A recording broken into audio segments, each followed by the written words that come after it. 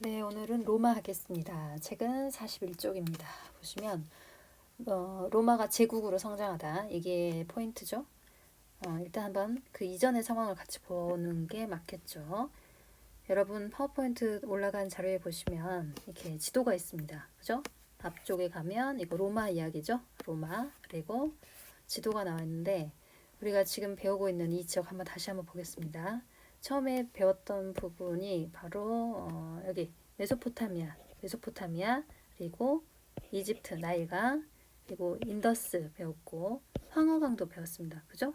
그리고 그 외에 페니키아, 헤브라이, 아시리아 나왔던 쪽 이쪽이고요. 그리스, 에게 문명 나왔던 지역이 이쪽이죠. 그죠? 그리고 우리가 아는 로마, 지금 이탈리아 이 장화 모양 여기가 이탈리아, 로마이고요.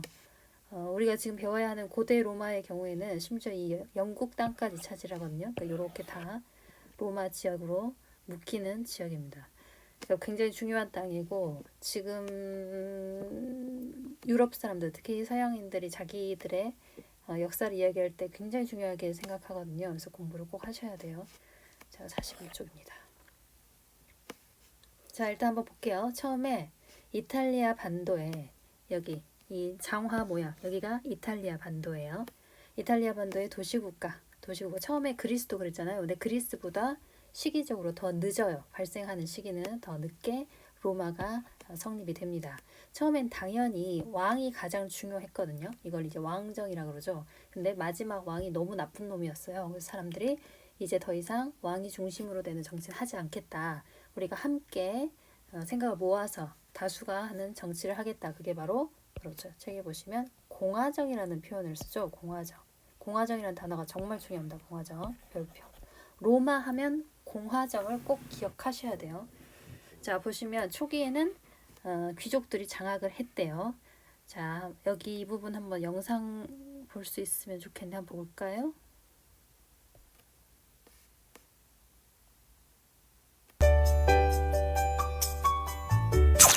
로마의 공화정은 집정관, 원로원, 평민회를 중심으로 운영됐습니다. 집정관은 행정 및 군사의 장이었으며 원로원은 귀족들로 구성된 입법, 자문기관이었습니다. 평민회는 평민들의 회의기관이었습니다. 공화정 초기에는 귀족들이 원로원을 독점하였고 여기에서 추천한 2명의 집정관이 국정을 장악하였습니다. 그러나 재산을 모은 평민들이 중장 보병으로 전쟁에 참여하면서 정치 참여 요구가 거세졌습니다. 이 요구가 받아들여져 기원전 494년에 호민관직이 설치되고 기원전 471년에 평민회가 조직되었습니다. 이어 기원전 450년에는 시기표법을 제정하여 평민의 권리를 법적으로 보장하였습니다. 기원전 367년에는 집정관 2명 중 1명을 평민에서 선출한다는 내용의 리키니우스 섹스티우스 법이 제정되었습니다. 기원전 287년에는 평민회의 결정이 원로원의 승인 없이도 법으로 인정되는 포르텐시우스법이 만들어졌습니다. 이처럼 처음에는 귀족 중심이었던 로마의 공화정은 점차 평민들까지 참여하는 방향으로 바뀌어 갔습니다.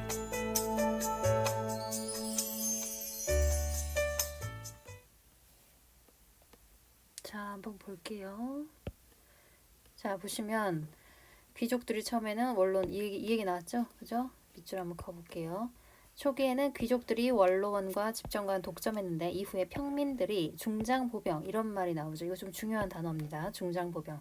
이전에 그 그리스하고 페르시아 전쟁했을 때 이야기했었어요. 그죠? 전쟁 나면 그 당시에는 자기가 자기 자신을 스스로 무장하고 내 돈으로 내 무기를 사서 내가 들고 나가야 했다. 그런데 돈을 벌게 되면서 평민들도 무겁게 무장한다는 거죠. 중장보병이라는 거는 자기를 단단히 무장할 수 있고 보병이라는 건 걸어다니는 병사를 말하죠. 그러니까 로마의 경우에는 군사력이 굉장히 강합니다. 근데 이 로마 군대의 가장 중요한 특징 중에 하나가 대형을 만들 때 이렇게 네모나게 고슴도치처럼 모여서 이렇게 우르르 다니는 대형을 만들거든요. 근데 그 안에 이제 평민들이 들어가는 거죠.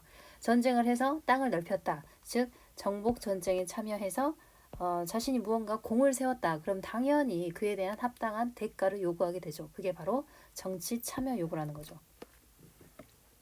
그래서 평민들이 갈수록 목소리가 커졌다. 그래서 만들어진 게 바로 호민관. 호민관은 민을 보호하는 관리 이런 뜻이에요. 그래서 평민들의 모임체죠. 평민회가 만들어지고 평민의 대표인 호민관을 선출하게 됩니다. 호민관을 선출하게 된다. 자, 쭉 가볼게요. 우리가 그 카르타고로 배운 적이 있거든요. 카르타고는 언제 배웠냐면 그 처음에 표원 문자 나왔던 거 헤브라이 그리고 헤브라이 같이 나왔던 거 뭐였었어요? 페니키아 배웠었죠? 기억하실라나? 페니키아 배웠었어요. 페니키아는 표원 문자 알파벳의 기원이 되는 표원 문자로 공부했었죠. 근데 이 페니키아는 지중해를 지나다니면서 식민도시, 식민지를 만들었다. 근데 그 대표적인 식민지가 바로 이 카르타고입니다. 카르타고. 그래서 이 카르타고는 페니키아의 식민도시거든요. 그런데 이 카르타고가 여기 있어요. 보시면 보이시죠? 네, 로마하고 결국에는 지중해 패권, 누가 지중해 땅에 1인자냐를 놓고 결국에는 충돌을 하게 됩니다. 세 번의 큰 전쟁을 하게 되는데 결국 로마가 승리를 하게 되죠. 전쟁이나 이런 이야기에 관심 있는 친구들은 아마 한니발 장군이라고 들어봤을 거예요. 한니발 장군이 바로 이 카르타고의 유능한 장군이었죠. 결국에는 졌습니다. 그래서 우리가 이 카르타고하고 로마가 싸운 전쟁을 뭐라 하냐? 중요해요, 이거. 포에니 전쟁이라요. 포에니 전쟁.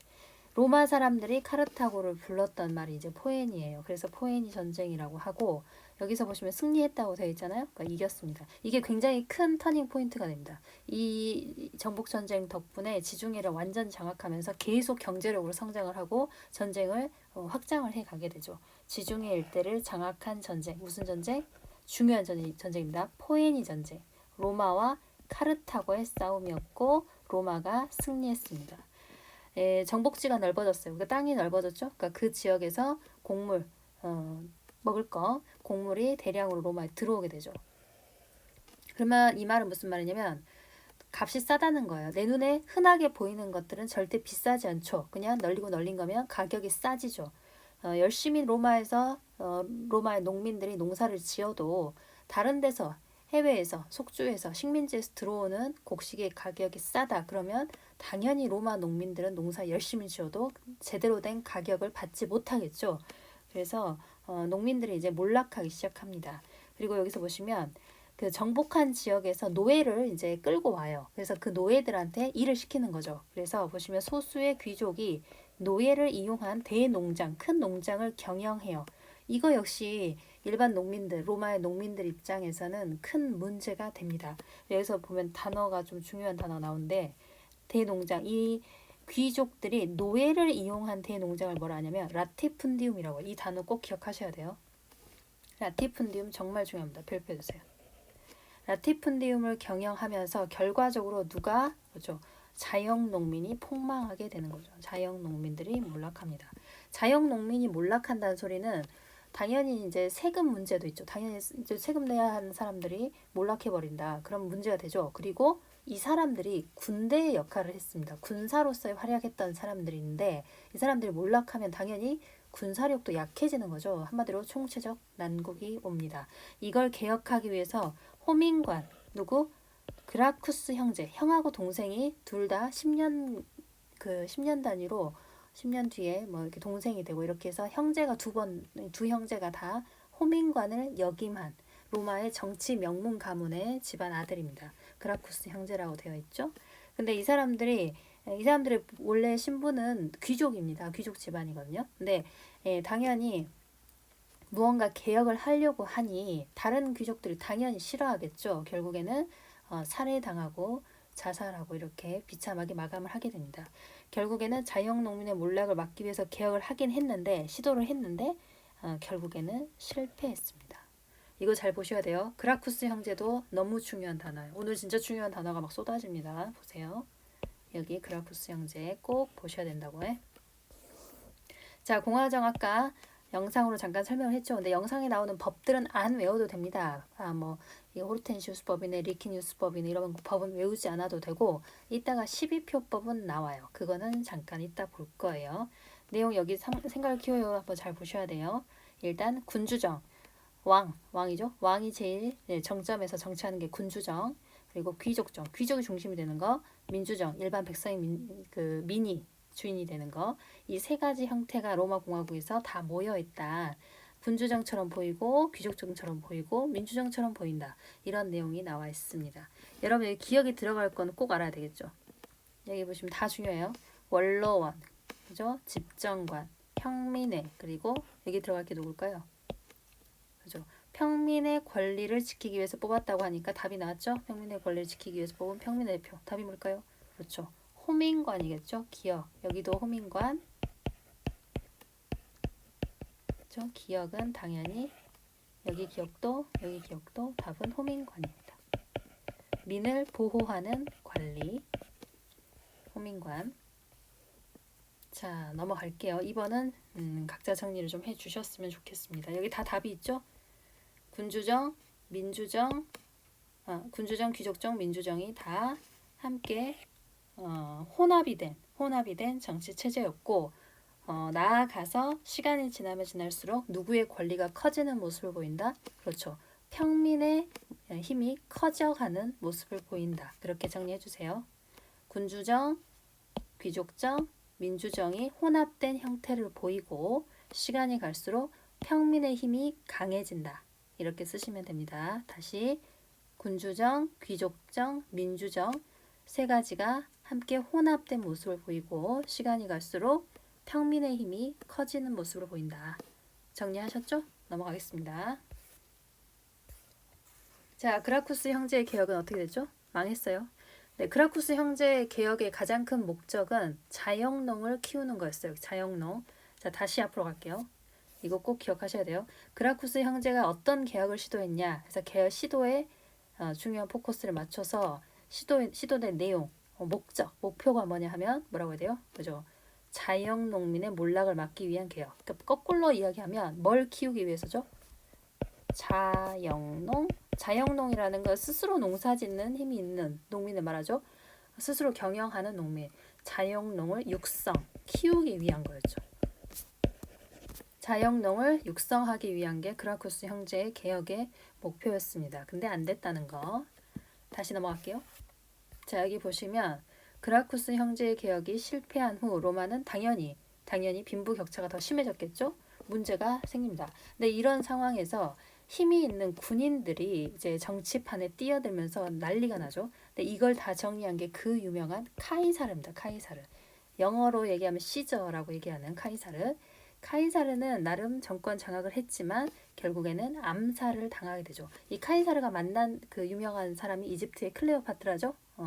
그리고 이 카이사르의 뒤를 이은 사람이 옥타비아누스입니다. 옥타비아누스는 카이사르의 이제 양자로 알려져 있고 로마의 권력을 장악을 해요. 근데 실질적으로 옥타비아누스는 모든 권한을 자신의 손 안에 이제 가져요.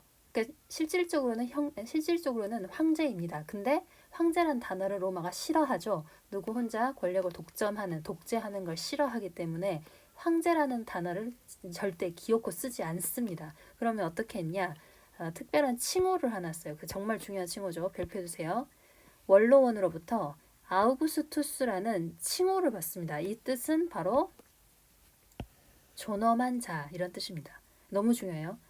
원로원으로부터 아우구스투스 이거 반드시 기억하셔야 돼요. 그러니까 옥타비아누스를 부르는 칭호라는 거죠. 호칭. 자, 이 사람은 옥타비아누스 즉 아우구스투스는 군대와 재정을 장악하면서 여러분 책에도 이렇게 되어 있죠. 사실상의 황제입니다. 그래서 황제의 정치라 해서 재정이라고 해요. 여러분 책에 보시면 재정의 시작이라는 표현을 써요. 근데 황제라 부르진 않아요. 참 애매하죠. 자, 이때 이후에 로마는 크게 확장이 되고 큰 다른 세력하고의 대적할 만한 사건 없이 그저 쭉 번영하는 로마의 평화 시기가 이어집니다. 로마 평화가 이어져요. 자, 시간이 지나서 군대가 정치에 개입해서 혼란스러운 상황이 옵니다. 군대가 정치에 개입하면 당연히 혼란스럽죠. 그리고 다른 민족들이 이제 전쟁을 하게 돼요. 다른 민족과 함께. 보시면 여러분 게르만족 들어보셨을 것 같아요. 그리고 이거는 배웠습니다. 이건 알아야 돼요. 사산왕조 페르시아하고 싸웠다. 이거 기억하시죠? 사산왕조 페르시아 하면서 로마하고 사이 좋지 않았다. 이거 배웠었습니다. 그죠? 이거 기억하셔야 돼요. 자, 너무 땅이 넓어지면 다스리기가 어렵습니다. 그래서 네 부분으로 나눠요. 나눠서 황제 둘, 부황제 둘 해서 네 명의 통치자가 공동으로 다스리는 일이 벌어져요. 그러다가 보시면 이 사람 꼭 기억하셔야 돼요. 콘스탄티누스 대제. 정말 중요한 인물입니다. 별표해 보세요. 콘스탄티누스 대제. 대제라는 거는 큰 황제란 뜻이니까 역사에서 굉장히 중요하게 생각하는 거고 꼭 알아야 하는 사람이란 뜻이에요. 콘스탄티누스 대제는 크리스트교를 인정해 줍니다. 크리스트교. 이전에는 크리스트교를 박해, 싫어했었죠. 황제 숭배를 거부하고 군대에도 가지 않으려고 하고 이런 상황들이 보여서 크리스트교를 싫어했었는데 콘스탄티누스 대제는 크리스트교를 인정해 줍니다. 이미 너무나 많이 퍼져 있어서 인정을 할 수밖에 없는 상황이었어요. 보시면 크리스트교를 공식적으로 인정하고 수도를 옮깁니다. 콘스탄티노폴리스. 자기 이름을 딴 거예요. 그래서 지금 도시 이름은 비잔티움이에요. 터키의 비잔티움. 그 예전에 김연경 선수가 있었던, 그죠? 콘스탄티노폴리스로 옮기는 등 다시 일으켜 세우기 위해서 노력을 했대요. 지도 보셔야 되는데 여기에요. 여기. 콘스탄티노폴리스.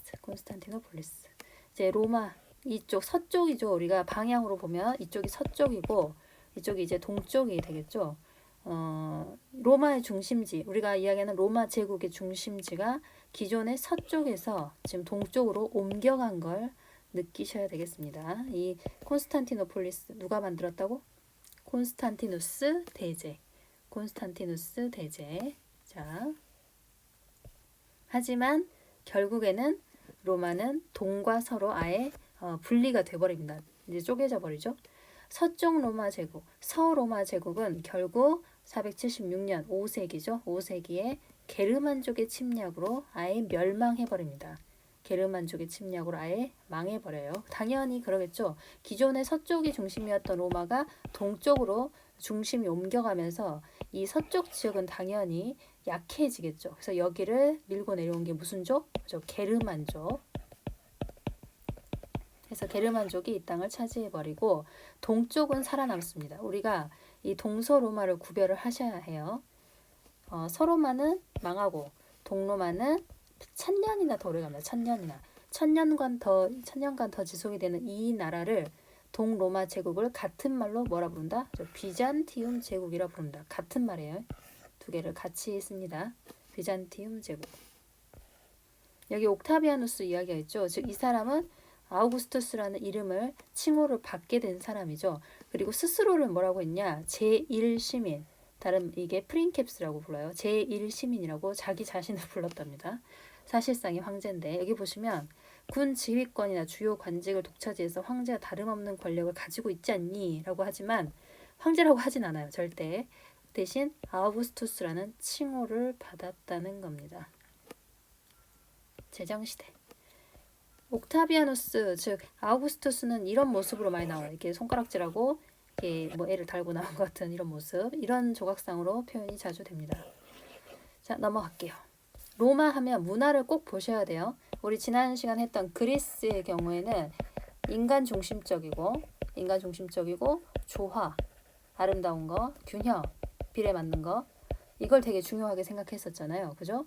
그리고 뭐 자연 철학 이런 거, 소피스트, 소크라테스 뭐 이런 이야기 잠깐 했었죠.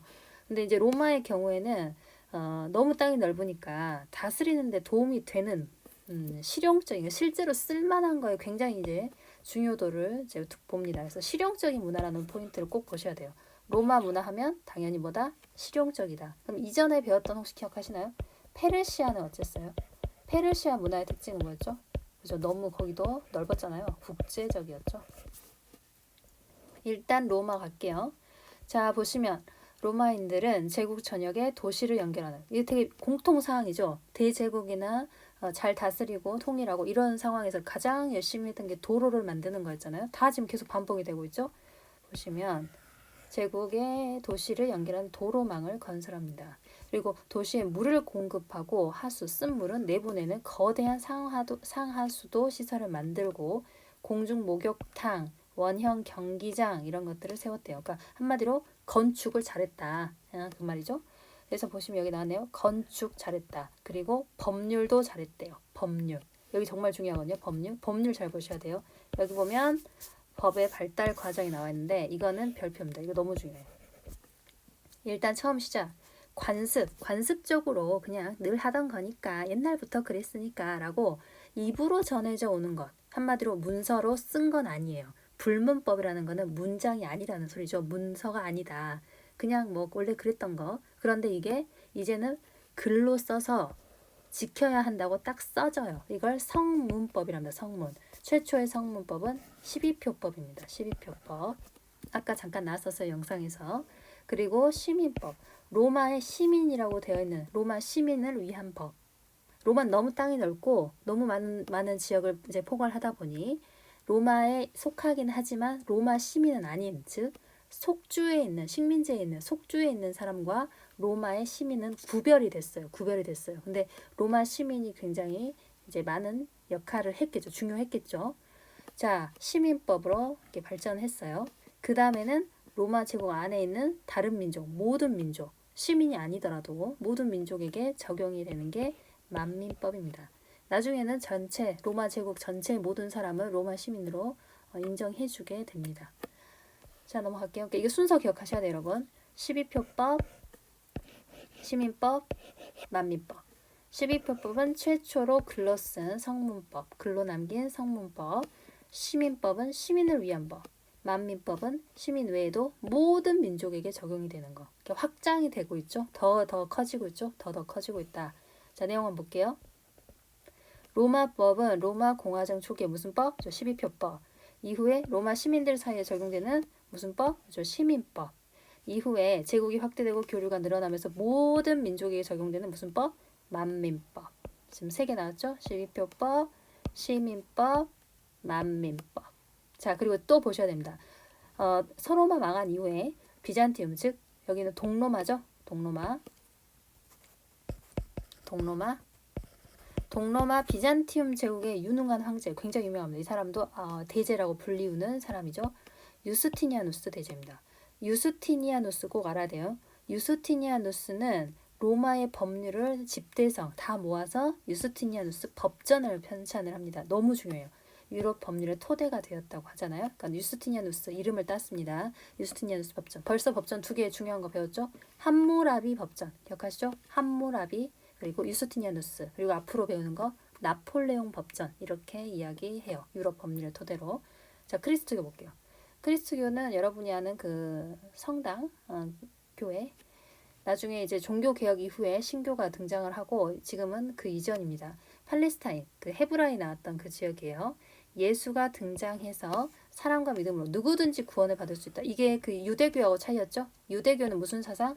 기존의 유대교, 헤브라이 유대교는 선민 사상. 우리 민족이 선택받았다. 우리 민족이 사랑받고 구원받을 거야. 에서 우리 민족을 벗어나서 누구든지 오케이 한 게 바로 크리스트교입니다. 알겠죠? 누구든지. 그게 바로 예수의 가르침. 나머지는 읽어보시면 되고 여기 보시면 박해를 받았대요. 이제 미움을 받았다고 되어 있죠. 로마의 전통적인 신들과 황제 숭배를 거부했기 때문에 당연히 싫어했겠죠. 근데 세력은 계속 커져요. 그래서 결국 콘스탄티누스 대제 기억하시죠? 무슨 칙령?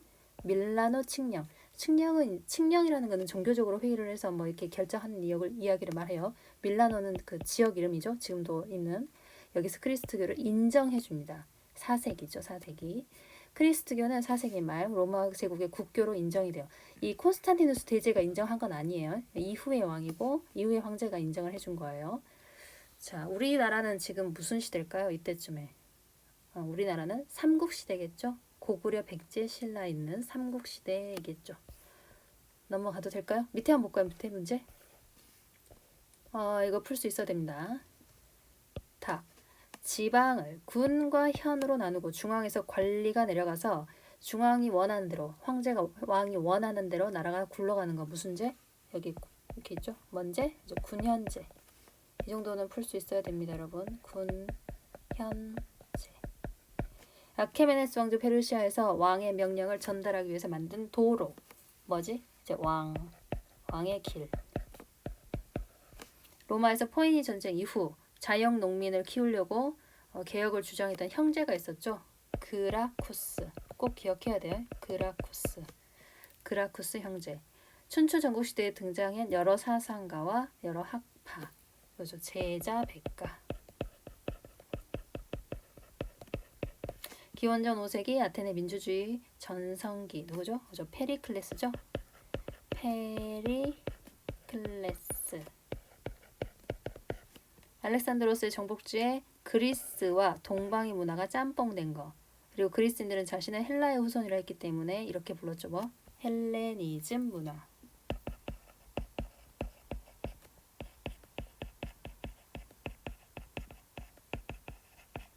여기까지 풀었습니까, 여러분? 뒤에 보시면 역사 역량을 길러요. 이것도 한번 보세요. 그 유명한 그죠 콜로세움이죠. 콜로세움은 이제 다 들어가고 나가고 하는 것도 굉장히 이제 체계적으로 잘 되어 있고 이 안에 다 마실 수 있는 식수대가 다 있었어요. 여기 여러분 책에 오타가 있더라고요. 오타 한번 찾아보실래요? 네, 그러면 수교도라고 되어 있잖아요. 수도교 없네. 수도 여기 이거 수도교가 맞습니다. 수도교 여기 맨 위에 물이 흐르게 돼 있거든요. 그래서 이제 산에 있는 물을 도시로 공급했습니다. 아래에는 이동 통로로 쓰였다. 수도교입니다. 수도교. 여러분 책에 수교도라고 되어 있는데 수도교. 자, 밑에는 한번 볼까요? 페르시아하고 로마 문화의 특징이 이렇게 한마디씩 할 수 있어야 돼요. 페르시아는 아까도 말했지? 뭐 국제적이다. 로마는 그렇죠. 실제로 써야 돼. 실용적이다. 우리가 지금 쓰는 콘크리트 이런 거 있잖아. 아스팔트나 콘크리트의 그 기본적인 원리가 되어 있는 건축 그 기반이 되는 것들 있잖아요. 그 시작, 그 기원들이 다 사실 로마에 있습니다. 자, 뒤에 보시면 여러분 이 단원 마무리 있죠. 너무 중요합니다. 단원 마무리는 반드시 다 풀어보시고 연습장에 이거 그대로 한번 똑같이 베껴보세요. 한번 베끼고 여러분 빈칸 다 채워 넣으시고 뒤에 답이 다 있습니다.